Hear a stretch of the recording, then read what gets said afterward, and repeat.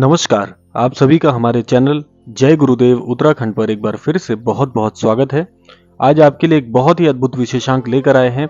आशा करते हैं आज के इस विशेषांक से आपको बहुत ही अद्भुत जानकारी प्राप्त होगी।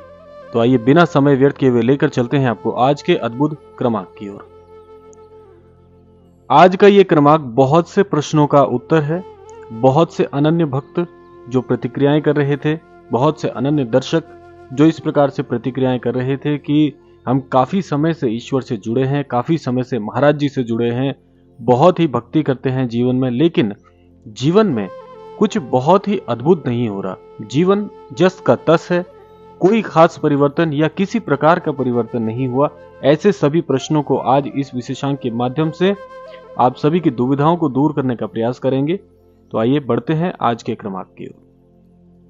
आज आपको तीन मुख्य ऐसे कारण, तीन मुख्य ऐसी वजह, तीन मुख्य ऐसे अवरोध बताएंगे जो आपकी भक्ति में आने से ईश्वर की कृपा, ईश्वर की दया दृष्टि और ईश्वर से जुड़ने का पूर्ण एहसास आपको नहीं करा पाता है। ये ऐसे अवरोध हैं जो आपकी भक्ति को निसार्थक और निरर्थक बना देते हैं। आपकी भक्ति, चाहे आप कितनी ही गहराई से ईश्वर की भक्ति कर रहे हो, महाराज जी की आप कितनी ही श्रद्धा भाव से भक्ति कर रहे हो, लेकिन ये तीन अवरोध, ये तीन कारण ऐसे हैं जो अपने जीवन से आपको बिल्कुल हटा देने चाहिए, जिसकी वजह से आपकी भक्ति निरर्थक बन जाती है। तो इसमें सबसे पहला कारण क्या है? सबसे पहला कारण यह होता है कि हम जाने अनजाने अपने भक्ति भाव से, श्रद्धा भाव से पूजा अर्चना तो कर रहे हैं, ईश्वर से, महाराज जी से जुड़े हुए तो हैं, लेकिन यदि हम अपने जीवन में अपनी भक्ति का बखान स्वयं अपने मुख से करने लग जाते हैं तो यह सबसे बड़ा अवरोध होता है। अब ये हम जाने अनजाने कैसे करते हैं, मैं आपको थोड़ा सा इस पर प्रकाश डालते हुए बताता हूं कि हम भक्ति भाव कर रहे हैं, महाराज जी के लिए अपने मन के भाव प्रकट कर रहे हैं। भले ही आपका हृदय कितना ही स्वच्छ क्यों ना हो, भले ही आपकी भावनाएं कितनी ही स्वच्छ क्यों ना हो, लेकिन यदि आप अपनी भक्ति का बखान अपने मुख से करते हैं कि महाराज जी के लिए मैं इतने बार राम राम बोलता हूँ, महाराज जी के लिए या ईश्वर को प्रसन्न करने के लिए मैं इतने जाप करता हूँ, मैं इतने व्रत करता हूँ, इतनी पूजा करता हूँ, मैं इस भाव से जुड़ा हूँ, मैं ऐसे कार्य महाराज जी के लिए ही कर रहा हूँ, तो ऐसे शब्द, ऐसी भावनाएं, बेशक आप स्वच्छ मन से और बड़े ही पवित्र भाव से महाराज जी की श्रद्धा भक्ति कर रहे हो, लेकिन जाने अनजाने किसी प्रकार का कोई भाव घमंडवश या किसी भी कारण अपने मुख से बखान नहीं करना चाहिए। ये सबसे बड़ा अवरोध है भक्ति में। आप जो भी भक्ति करते हैं, जैसे भी भक्ति करते हैं, जिस भी भाव से ईश्वर को, महाराज जी को मानते हैं, कभी भी उसका बखान किसी के समक्ष मत करिए। किसी भी प्रकार से मन में यह भाव मत लाइए कि यह कार्य मैं इतने बढ़ चढ़ कर रहा हूं। ऐसे भाव एक नकारात्मक सोच, एक नकारात्मक माहौल तैयार करते हैं, जिससे आपकी भक्ति निरर्थक हो सकती है। अब दूसरा सबसे बड़ा कारण क्या है? दूसरा सबसे बड़ा कारण यह है कि हम अपने द्वारा किए गए कार्यों को बहुत ज्यादा बढ़ावा देते हैं। कैसे? अब देखिए, बढ़ावा देना, इसमें भी कुछ एक अंतर होते हैं, कुछ एक भिन्नताएं होती है। कैसे हम बढ़ावा देते हैं? देखिए, ईश्वर के सभी कार्यों में पहले तो यही मैं कहूंगा कि बढ़ चढ़कर भाग लेना चाहिए। जितना ज्यादा आप अपने आप को आध्यात्म में जोड़ेंगे, वह आपकी आध्यात्मिक विकास के लिए, आपके आध्यात्मिक जो भी क्रम है उसके लिए बहुत ही अद्भुत, बहुत ही अच्छा माना जाता है। अब उदाहरण स्वरूप हम क्या गलती कर बैठते हैं कि जैसे मान लीजिए कहीं पर आप किसी प्रकार से अर्थ से, यानी कि पैसों से किसी आध्यात्मिक कार्य में यदि सहायता करते हैं, दान पुण्य करते हैं, ऐसे दान पुण्य, ऐसे कार्यों को सदैव गुप्त रखना चाहिए। उनका बखान, उनको बोलना नहीं चाहिए किसी भी प्रकार से कि मैंने यह कार्य करवा दिया। उदाहरण स्वरूप में, जैसे कहीं पर कोई मंदिर बन रहा है, जैसे कहीं पर कोई धार्मिक कार्य का आयोजन हो रहा है, उसमें यदि आप धन से या अपने अर्थ से अगर सहायता करते हैं, कभी भी उसका बखान नहीं करना है, कभी भी उसको कहना नहीं है। ऐसा करने से आपके मन में एक प्रकार से एक घमंड उत्पन्न हो जाता है। एक प्रकार की प्रवृत्ति होती है, मनुष्य की प्रवृत्ति होती है कि जिस कार्य को हम करते हैं, मन में उसका भाव स्वतः ही अपने आप ही जागृत हो जाता है।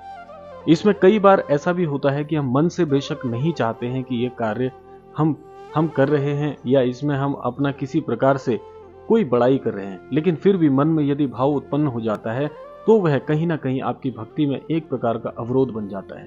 किसी भी प्रकार से यदि आप आध्यात्म में भी किसी प्रकार से कोई सहायता करते हैं तो उस सहायता को सदैव गुप्त रखिए। इससे आपका मन स्वच्छ होगा, इससे आपके मन को भी संतुष्टि मिलेगी कि आपने इस कार्य को बड़े ही सरलता से, बड़े ही गुप्त तरीके से किया।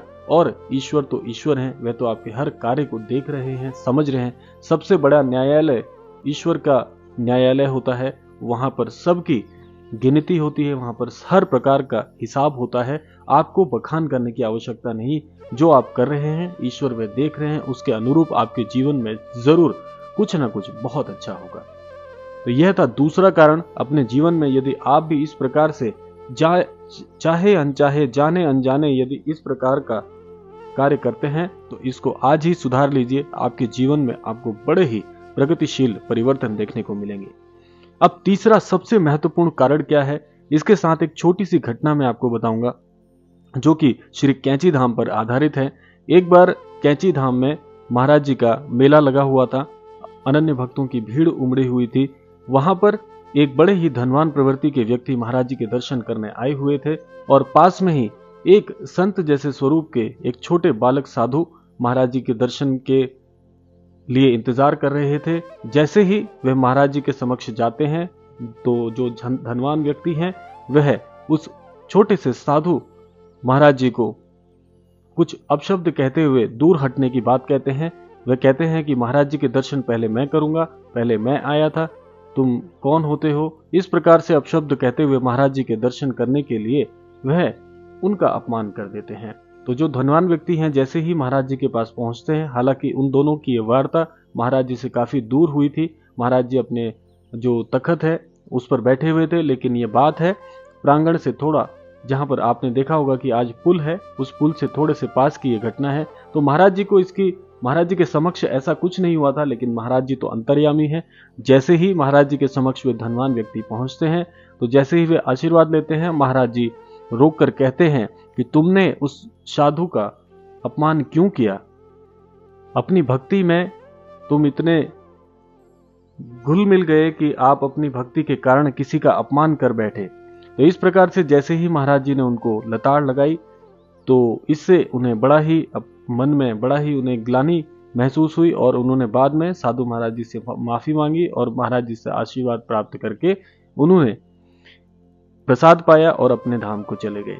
इससे, इस छोटी घटना से आपको सीखने को क्या मिलता है? देखिए, महाराज जी तो अंतर्यामी हैं, उसी प्रकार से हमारे परमेश्वर, हमारे ईश्वर अंतर्यामी हैं। आपके द्वारा किए गए हर कार्य पर उनकी बहुत ही गहराई से नजर होती है। इसीलिए कहा जाता है कभी भी किसी का अपमान करने से पहले पूरी बात आप जान लीजिए, और पहले तो अपमान करने की आवश्यकता आपको नहीं आनी चाहिए, लेकिन आप भी इस तीसरे कारण को ऐसे समझिए कि जीवन में अपनी भक्ति का कभी भी दिखावा, भक्ति को कभी भी कहना या किसी भी भक्त को तुच्छ समझना बहुत गलत बात है। महाराज जी ने अपने घटनाओं में कहा भी है कि जो भक्त से बैर करते हैं वो मेरे निज बैरी बन जाते हैं। तो ये वाक्य महाराज जी के हैं। इसीलिए अपने जीवन में कभी भी किसी भक्ति को छोटा नहीं देखना चाहिए। आप अगर बड़े भक्त हैं, आप बहुत मानते हैं ईश्वर को, आप बहुत ही ज्ञानी हैं, लेकिन फिर भी जो आपसे छोटे हैं, जो आपसे किसी भी प्रकार से आपको लगता है कि ये अगर हमसे किसी प्रकार से भी हीन है, तो उनका अपमान करने का हक भी आपको बिल्कुल नहीं है। अपनी भक्ति को कभी भी दिखावापूर्ण नहीं करना चाहिए। आपकी भक्ति भी सदैव आपके धन के समान गुप्त होनी चाहिए, और जो भी सहायता आप किसी की करते हैं वह भी गुप्त होनी चाहिए। तो इसीलिए कभी भी किसी का अपमान मत करिए, किसी भी भक्त को तुच्छ मत समझिए। सबकी भक्ति अपने अपने भावों से बनती है और कोई भी भक्त छोटा या बड़ा नहीं होता। इसलिए अपनी भक्ति में भी किसी प्रकार से किसी को तुच्छ समझना, किसी का अपमान करना बहुत ही गलत बात है। तो ये तीसरा कारण था जो बहुत महत्वपूर्ण है। इन 3 कारणों से आप अपने जीवन में एक बात जरूर जान लीजिए कि इन तीनों कारणों को यदि अपने जीवन से आप दूर कर देते हैं तो निश्चित तौर पर 100% ईश्वर की पूर्ण कृपा आपको प्राप्त होगी। भक्ति में एक नया मार्गदर्शन आपको मिलेगा और आपका बल जीवन में बढ़ेगा। आपका रुतबा समाज में और आपकी जो छवि है वह समाज में बहुत ही पूजनीय हो जाएगी, क्योंकि इन 3 कारणों से आपका एक चरित्र भी तैयार होता है। यदि आप किसी के समक्ष इन तीनों बातों में से कोई भी गलती करते हैं तो समाज में भी आपकी छवि वैसी ही बन जाती है जैसा आप आचरण करते हैं। तो ये वो 3 कारण हैं जिससे आप अपने जीवन में जाने अनजाने ये गलती कर बैठते हैं कि ईश्वर से आप दूर हो जाते हैं, ईश्वरीय कृपा से आप दूर हो जाते हैं, महाराज जी से आप दूर हो सकते हैं। तो ऐसा कभी मत कीजिए। आपकी भावनाओं की ईश्वर कद्र करते हैं। तो इसीलिए जाने अनजाने ये 3 वे सामान्य बातें हैं, वे 3 सामान्य ऐसी गलतियां हैं जो हम कभी न कभी कैसे न कैसे भूलवश कर बैठते हैं। तो इनको सुधारने का मौका आपके पास है। इस क्रमांक से हम यही कामना करते हैं कि हमारे सभी दर्शकों को इन तीनों बुराइयों से, इन तीनों बुरे कारणों से बचाएं और ईश्वरीय कृपा सभी पर बरसे। इसी कामना के साथ विदा लेते हैं। मिलते हैं अगले क्रमांक में। तब तक के लिए जय श्री राम, जय गुरुदेव, जय उत्तराखंड।